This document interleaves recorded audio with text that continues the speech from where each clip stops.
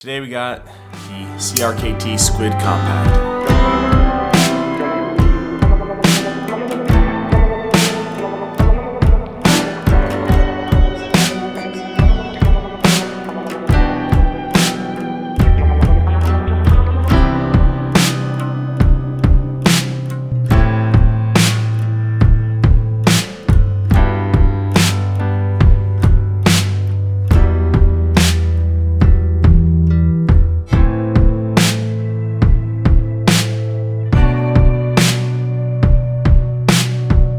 I have a love-hate relationship with this knife. I mainly bought it for its looks. Now I know it's expensive and prettiest knife, if you will, but it's just Burnley's designs are really nice. And out of the whole Squid series, I think there's three now. You have the small or the compact, large, and XL. Or maybe there's a double X. I don't know. I just feel like it looks best in this little compact version. I really do. But the problem is just that it's small. It's really small. And normally I go for knives around this size. This is the Chris Reeve Sebenza, or the small Sebenza. And just to compare them, you could see it's a tiny knife, the Squid. Squid Compact. I'm just going to call it the Squid for this video. It's a tiny knife. The Squid just seems like it's just too small, but also just perfect. And I'll get into all that, but first I'll just run down with the specs. Its overall length is 4.6 inches, which is blade length at 1.7. So again, very small knife. 0.11 inches thick, so it's stout, and it keeps that thickness all the way to this kind of modified spear point. And that's actually one of the things that I really like about it. You have a really sturdy blade with this tiny knife. Normally, when we're talking small knives, like this Spyderco Dragonfly, it's a thin, slicey blade, which it goes with this knife for how light it is. Something like this, it's really nice that they put that thick blade and it tapers well down to the point. Hollow grind, fully fine edged, and then the handle length is at 2.9 inches, and this is a frame lock. And with the pocket clip, you just have tip up right hand carry. Have this back spacer with a lanyard hole, and made in China. So, by CRKT, obviously.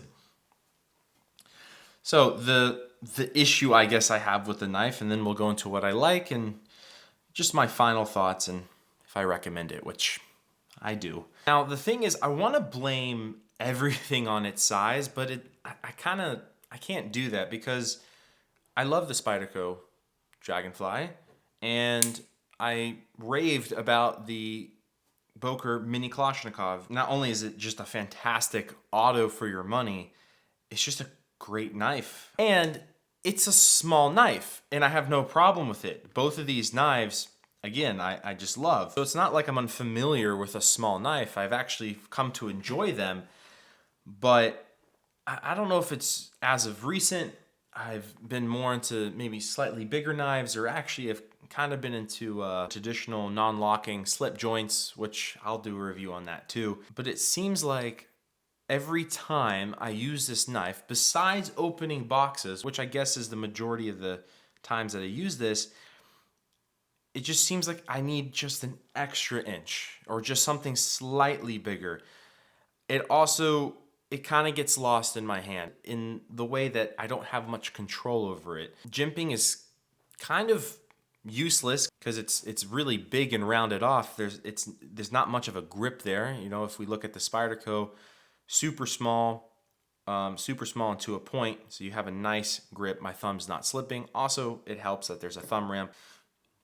But if you look at the Sebenza, also super small jimping to keep my thumb locked in. This one, it's more for the look. I feel like at this point, it just slips right off. Doesn't really have much function to it.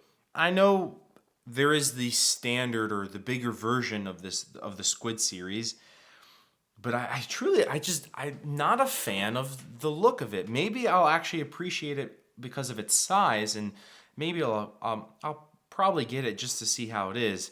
I love the look, the compact version. Besides its size, which I know won't mean a whole lot to a lot of people because, you know, people have different size hands and some people like smaller knives. In terms of the knife itself, and the material it's made with. The only thing I really have a slight issue with is maybe the steel. It's 8CR13 MOV. It's not a bad steel. It actually came pretty sharp. I just feel like it dulls fairly quickly, but I could put an edge on it quite fast. And the second thing is the thumb studs. Again, maybe it's because I just have larger hands. I just don't feel too comfortable using thumb studs on such a small knife. You just have to get really close to the blade. Sometimes the ring finger will slip in, and I know technically you're not going to get cut because this blade is flying this way and the edge is going away from you. But see, sometimes it just stops there. Just kind of, I got to cram all my fingers together just so I can get a good purchase on the thumb stud. My hand's slipping out. Just not really useful for me. And I mean, I guess again, for the looks, it's fine. I just think for such a small knife, especially for spring assisted, just stick to the flipper. It works great. I don't really think you need thumb studs at all. I know I'm nitpicking, and because in reality, it's a great knife. I've actually come to enjoy it. That's kind of the things I'm not really a fan of, but it doesn't matter in the long run because overall, I love this knife at an affordable price. But for 20 bucks, you get this. I'm wanting to say heavy duty knife.